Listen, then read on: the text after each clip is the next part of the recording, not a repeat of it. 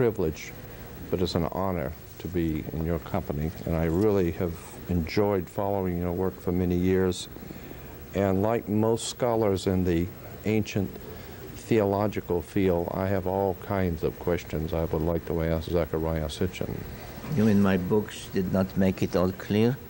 Well, yes, it made it all clear, but I've got a few more questions yet. Okay, we'll do our best. First of all, the word Yahweh, one of the words are names of God in the Hebrew. Is this to be understood as a proper name, or is Yahweh, in fact, in Hebrew, describing something? It is a descriptive term. This is what I thought. Yeah, it's not the proper name. And could you explain to me exactly what it is describing? It is usually translated, I am who I am, something like that. But more accurately, the tense, which in Hebrew it says eheyeh, asher eheyeh, is a future tense. And therefore it means I will be whoever I will be, in context of the whole biblical tale, and with a throwback to the Sumerian information that I provide in my books. It really means I can be whoever I choose to be. And this is explained in my latest book, Divine Encounters, who really God with the capital G was, is, and will be. Yes. That, I think, is a very important point that Christians need to understand, because so many Christians today, especially fundamentalists, have a set concept in their mind, a pat religious belief system, and it does not seem to fit with the ancient and original Hebrew. And that's why I'm mostly concerned with establishing what did the original Hebrew words mean, and try and get a better handle on where we're going in our Western world religion. There was a professor I heard once talking about Yahweh and why I was interested in it, and he said it also implied stored power that when it is released, it has something to do with power being released, the creative power being released. Does that? Well, that would not flow from this term, Yahweh. That is whatever, an expansion into this particular professor's theology or beliefs. But obviously, if you contemplate, first of all, with the logic that God granted us, God with a capital G, you would say the following. Well, here we are on this planet called Earth by us, and intelligent life evolved here, according to the Sumerians, helped along a little by the Anunnaki from Nibiru, but there was evolution, which is, by the way, described very scientifically in the first chapter of Genesis. All those who think that there's a contradiction between Bible and evolution are totally wrong. So here we evolved, and we philosophically and otherwise say there is God, a creator of heaven, of earth, and of everything here. Now we say maybe there was, there is, there could be definitely life on Mars, another planet. Another question is, let's say so. Let's say that some beings evolved on Mars with our mental capacity. Did they have their own God? In other words, is there God of Earth and God of Mars and God of another planet? Now you say, no, that doesn't make sense. There must be one God, whatever we mean by that, of our whole solar system. Earth, Mars, doesn't matter. You say, okay, now we are discovering, which was logically, mathematically presumed before, we are discovering that there could be other solar systems and other planets around other stars or suns, and life could have evolved there. And Zecharia Sitchin and Jordan are sitting and discussing this whole issue, and they say, well, yes, that solar system where the seventh planet exists, etc., they have their God, their creator of... But we have our God. In other words, each solar system has a creator. Does this make sense? No. So you end up, if you really have an open mind, with saying there must be one power, to use the term that you mentioned from that professor, one power, one creator, one God, whatever we mean by that, that created everything, and not only created, in my opinion, but even determined the course of events from beginning to end, and not only in faiths like as ours, but at the end of my book, Divine Encounters, I give a translation of a Hebrew prayer, which is called the Lord of the Universe, which clearly says that this concept of Lord of the Universe, not of a solar system, not of a planet, was there before anything began, and will be there after everything ends. And, you know, a conference dealing with catastrophes might as well hear this, what I'm saying. Yes. That God will be there even after the last catastrophe. Yes. So this is really the concept of God. Now, how does it fit in with the Sumerian tales of Anunnaki, who came here from another planet in our own solar system? How does it dovetail with the tales in the Bible?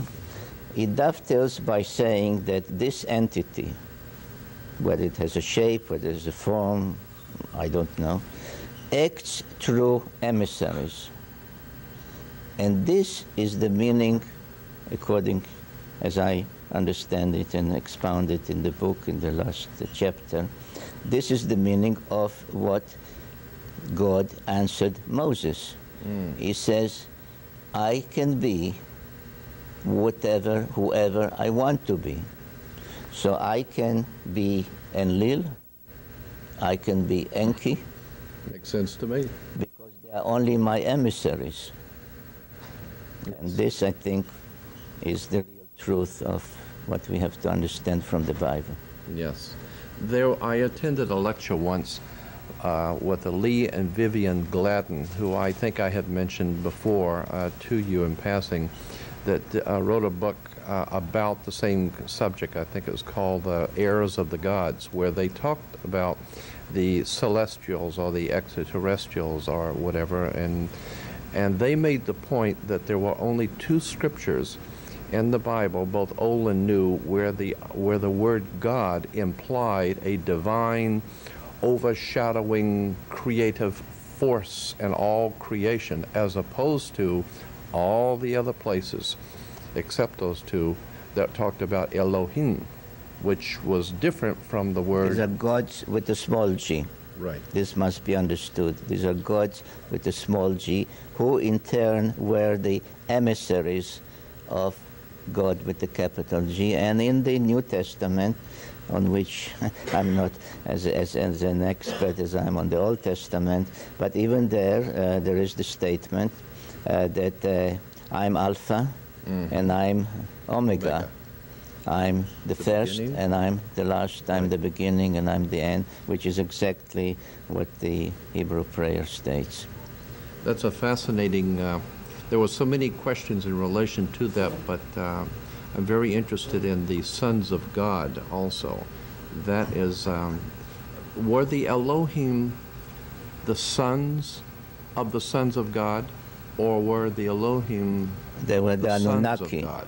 And it is their sons born on earth who married the daughters of Adam. So then we could say then what you're saying is the Elohim were the ones that in the Hebrew is referred to as the sons of God. No, the Elohim are what the Sumerians called Anunnaki. Okay. Those who from heaven to earth came.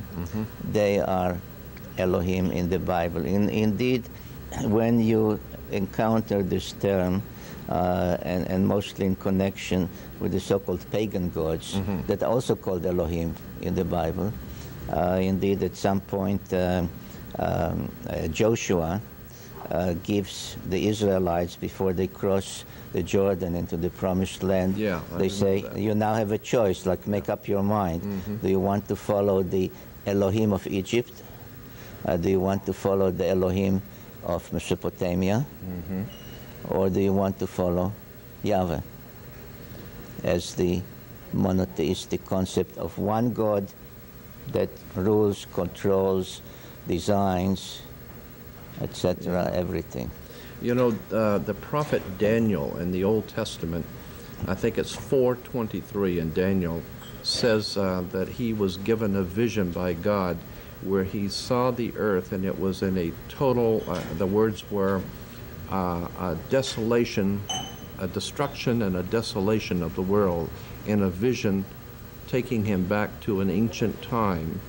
Can't remember exactly how the words were in Daniel, but that reminded me of Genesis 1:2, where it says that God created the heavens of the earth, or Elohim created the heavens of the earth, and the earth I raise was, my hand yeah. to tell you that. I mean, indirectly, you raise a very, very fundamental question for biblical scholars, and thus for theologians. In Hebrew, the sentence, the verse says, Bereshit, which is translated in the beginning. Elohim, God, created the heaven and the earth. And many, many theologians, for generations, even goes back to Talmudic times, even the time of the temple, the second temple, asked how could it be that the story of creation, of beginning, starts with the second letter of the alphabet, the bet, the beta, the b, and not with the first letter of the alphabet, the aleph, the alpha. It just beats logic, beats your beliefs. And what I show in my book, the latest one, Divine Encounters, is that if you add the aleph, which may have dropped somewhere along the rewritings, etc., of the Bible, it becomes that not Bereshit, Av Reshit, the father of beginning, created Elohim, the heaven and the earth. Oh, okay. So the supreme creator created the Anunnaki, Elohim, the heaven and the earth. And that is a whole different And subject. that I really hope that through this interview and all all the exposure that it will thus give, that those who have the say in these matters would really consider this suggestion by me, that if you add the aleph, you give a whole new dimension to this first sentence of the first book of the Bible. Very, very interesting, very important, I feel. The second scripture, where it says, and in that time God created the heavens and the earth was without form and void. I am told, and as I have researched this, that it can be equally and legitimately translated a different way.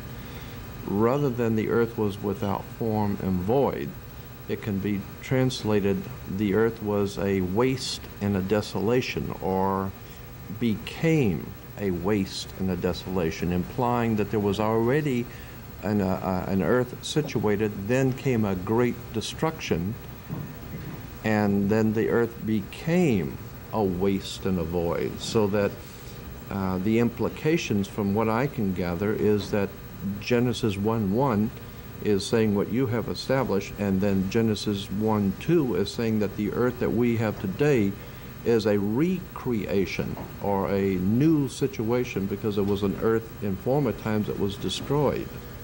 Well, there are these interpretations of how to understand that verse, but of course there is a sitchin interpretation Right. because it is clear, not just to me, to all scholars, that the story of creation and then continuation, the Tower of Babel, the Garden of Eden, and of course the deluge, the Great Flood, are really versions, concise versions based on the earlier Sumerian writings.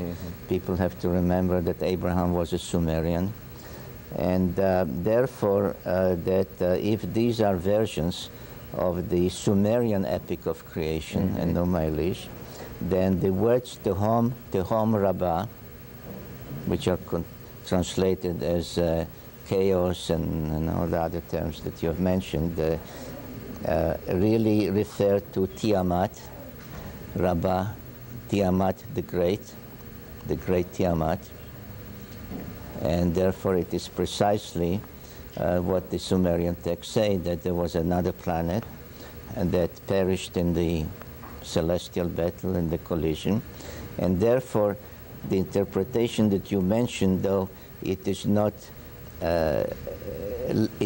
linked to the words or to the name Tiamat, links to the same meaningful result. In other words, that Earth is the result of a celestial catastrophe. There was a catastrophe from which our The planet Earth emerged. came from. Right. Yeah. So it leads to the same conclusion in different ways, and maybe it's good that two approaches lead to the same conclusion.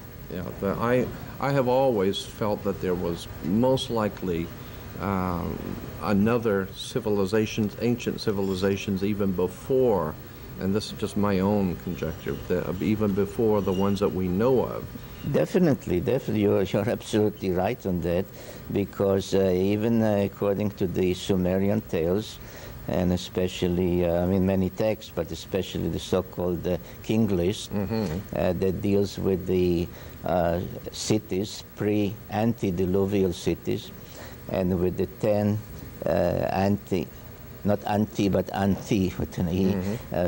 preceding the deluge, 10 rulers, which some compare to the 10 patriarchs in the Bible before the deluge. And there were cities, there was a civilization. The Assyrian king, Ashurbanipal, boasted that he could read tablets from before the flood.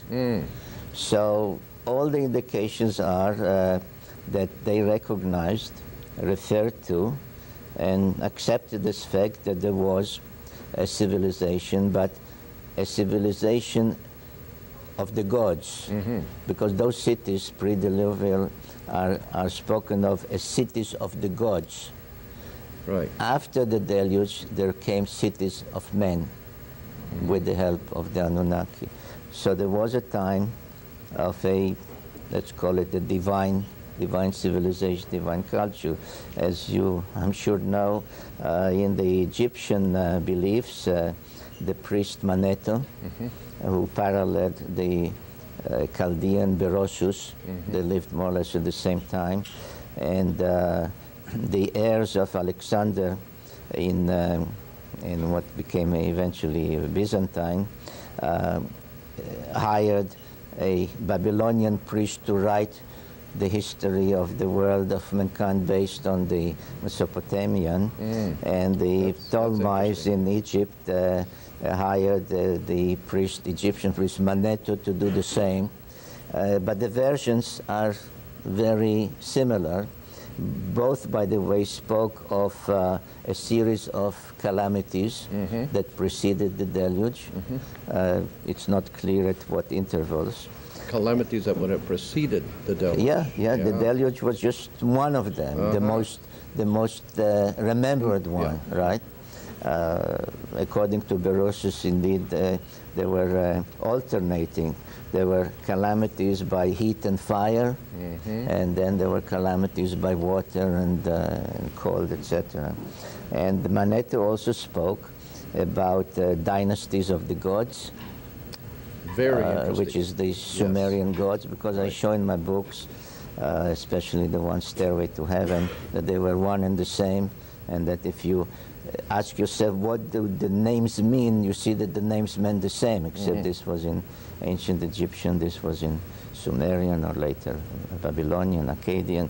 And then he said there was a period, according to Manetho, of almost 3,600 years of demigods, which meant offspring of the Anunnaki, like the sons of gods. And the Bible says, married the daughters of men and had children by them, and these would be called demigods. Right. And then only began the human civilization with the pharaohs around 3,100 BC. So what you are stating very succinctly is really can be supported and expanded by all these records from the past, some available more or less complete, many just in fragments. Well, you know, about 20 years ago, I talked with the president of the American Rabbinical Association, who was a good friend of mine, and we used to carry on long conversations over the phone.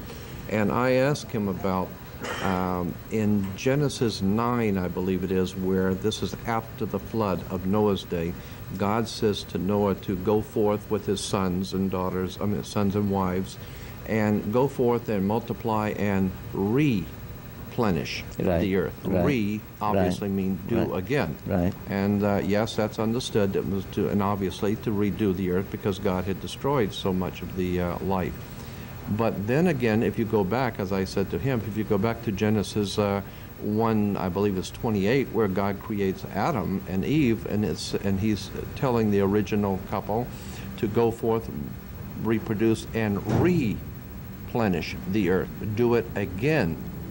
No, the word again does not appear there. It says, Pru urvu mal'u et haaretz.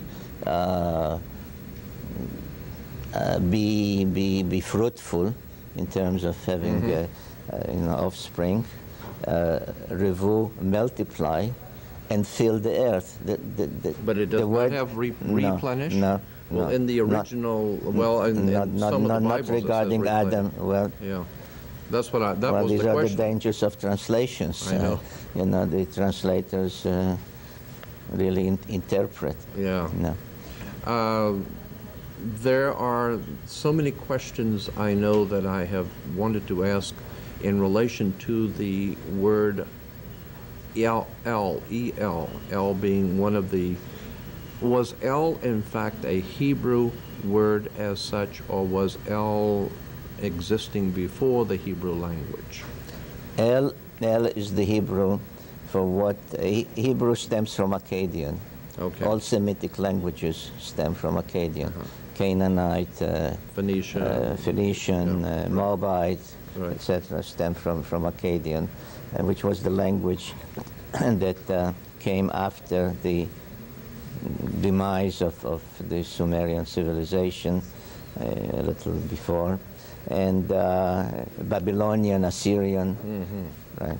So when I read an Assyrian text, it's almost like Hebrew. I mean, not exactly. There are dialects and so on.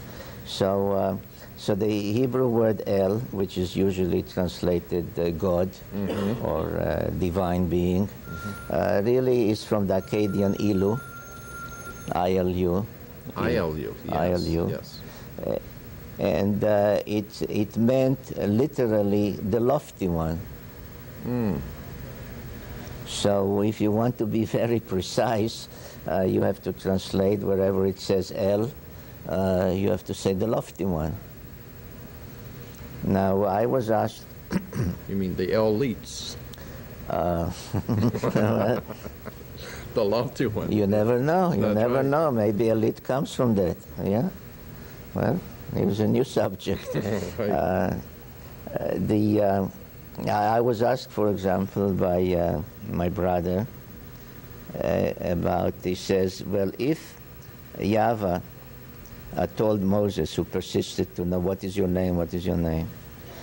He said to him, call me, whatever, or he really told him, tell the Israelites that Eheyeh asher Eheyeh, whoever I want to be, I'll be sent you to be my spokesman, emissary. So my brother asked me, and then it says there that he says, I did not tell my name to Abraham or to Isaac. That's right. Yes. So my brother said, so when Abraham referred to whoever told him, leave your home, go to Canaan, do this, do that. Who was he talking to? When he went to his wife, when he went to Isaac, okay, and said, I'm supposed to take you to Mount Moriah. Who did he say? Who did he say told me that? Yeah. Good question, if he had no name. I said, well, we find an answer to that because after Abraham saved his nephew Lot from the attackers who came from Mesopotamia, you know, the war of the kings of the east against the Canaanite kings. He saved him. He was met at the gates of the future Jerusalem by the high priest, who offered him bread and wine. And he wanted to offer Abraham some of the booty, some of the, material. And Abraham said, no, I did it because El Elyon instructed me to do it. El Elyon means the supreme El. Not the lofty one, which would be an Anunnaki, but the one who is above them, which takes you back to God with the capital G, etc., etc.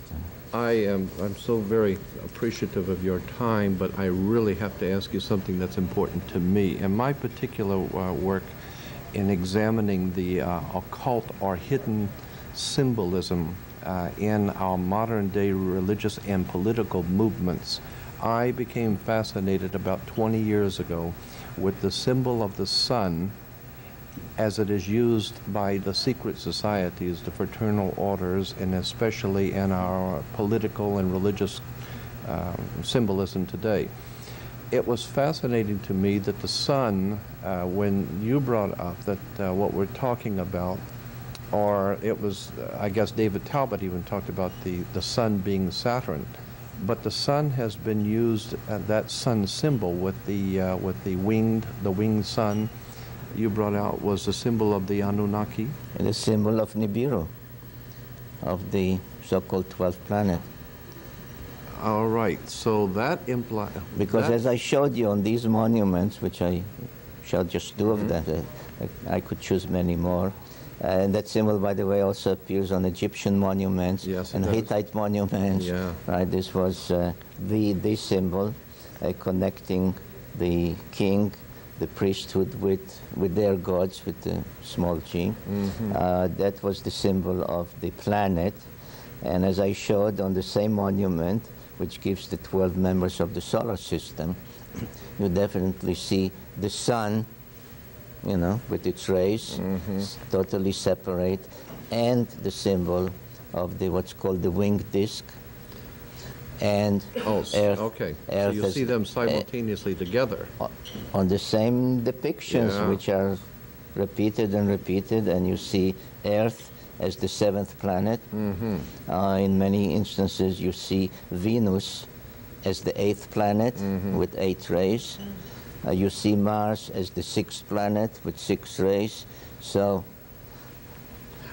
everything corroborates what I've written. Well, the sun, as I said, is a particularly important symbol to me because I see it in so many political and religious depictions and symbols. And of course, with the coming of Christianity, the concept that the Messiah is God's son, and I believe that there can be a comparison made between the ancient veneration of the sun, S-U-N in our language, as opposed to a veneration of the individual, S-O-N. And I think probably that has some problems with our languages and interpretation.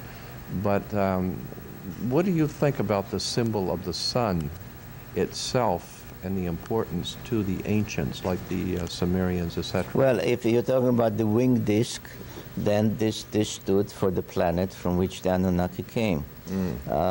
In Sumerian times, with the ensuing Babylonian and Assyrian, the sun god, Utu in Sumerian, Shamash in Hebrew and all the other languages, was not a significant deity at all in the hierarchy. The Shamash, according to the Sumerian, and therefore further on believed by the Assyrians, Babylonians, and others, was the son of the god that in Akkadian is called Sin, not from sinning, but it really was from Sumerian Su-En. And he was the moon god. So according to these hierarchies, Yes. Shamash was the son of the moon god. Not so when it came to Nibiru. The ruler of the Nibiru stood at the head of the pantheon. Okay. So the pantheon had to do with the Anunnaki, from where they came, and the ruler there was the head, and his symbol was the winged disk. So this really has to do with all these misconceptions about who the ancient peoples really worshipped, whether that's it what was I'm trying to get to, and many books written, especially at the end of the 19th century and the beginning of this century, say they were these or that people were sun worshippers, and this was a sun religion, and the Egyptian called Ra. Some say Re, but it's Ra. I mean, the same people who spell it Re, R-E, then go and write the name of the pharaoh Ramses. Ramses, which means issue, emanating from Ra.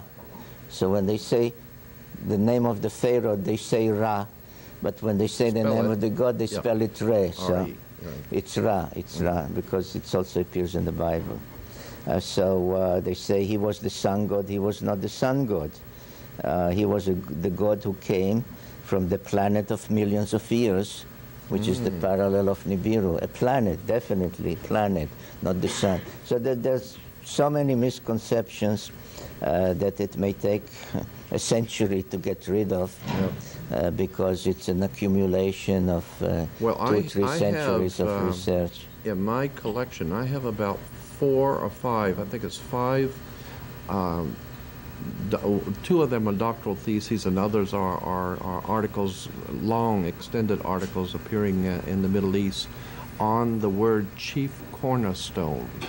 And I picked up on that. That was a fascinating study where the word chief cornerstone is translated from the Hebrew when it appears in Hebrew, which is, I think, Psalms 118:22, where Messiah is referred to as the chief cornerstone. While in the Christian Greek scriptures of the New Testament, the Messiah or Jesus is referred to twice as the chief cornerstone. That word chief cornerstone, what does it actually imply for the Messiah in both Psalms and in the Greek? Have you? It is not cornerstone. In other words, when you lay the foundation, you have a cornerstone. Right. It's the apex stone. Rosh Pinah, the head where the sides meet, like in a pyramid, the apex stone, the top stone, the one that is really the conduit to the heavens. Yeah, because that's what these articles were all saying. Everyone was saying it was the pinnacle of a pinnacle. Pinnacle. Yes. But not foundation stone on the right. ground. Now, the big question, of course, obviously is going to be, on the back of the $1 bill, of course, is the Egyptian pyramid with the 72 stones of the 72 names of God, I believe. but the implication with is the that- apex with the floating apex, heavenward. right? Yeah. And if that is Which in is fact, the Masonic symbol. that's right.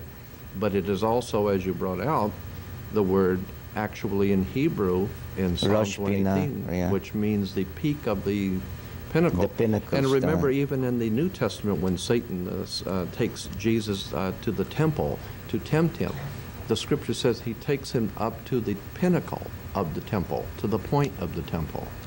I am totally sure that there's a lot of symbolism that the early. That I the think early we should ones- rewrite the Bible Yeah. in English, not in Hebrew. That's very important As a to matter of me. fact, I was thinking about a new translation based on my understanding of it. I think that would be absolutely important for so many people in the Western world to get a better grasp on the symbolism, the implications of the original words, where they came from, and just get a new understanding from where all of this came. Well, with your help, Yes, I would love it to may do come that. to be. Is there anything else you might tell us about that symbol of the pinnacle or the chief cornerstone, and how that might be of importance to us, particularly in this time that we're living, when everyone seems to be especially in the Christian world, looking for the Messiah? What would be your thoughts on the concept of the Messiah being the chief cornerstone, the coming back, God's You don't think kingdom? I'll be drawn into that? No. I don't. No. Oh, okay. You tried. but, Okay. no. All right. Because I will go on record as saying I think that there is an entire story here that needs to be looked at. This whole concept of a coming kingdom of God, the Messianic kingdom, the chief cornerstone, the ancient gods. There seems I to think be. that the literal translation, even from the New Testament, is not just the second coming, the second, but the return of the kingdom of heaven, right? Yes, return. That brings us to probably To the conclusion of this interview. well, the planet Nibiru. Is there anything I can have you say concerning the return of Nibiru that you? Not yet, but Okay. I promise you another interview I promise. when I can speak about it. Let me again say that it is not only a pleasure but an honor to be with you, and I Well, do very much appreciate your time. It's always a pleasure to be interviewed by someone who knows almost as much as I do. I leave a little for myself. You are a giant, Thank you. and I Thank you, appreciate your Jordan. time. Thank you very much. Bye-bye. And thank you very much for watching. This is Jordan Maxwell.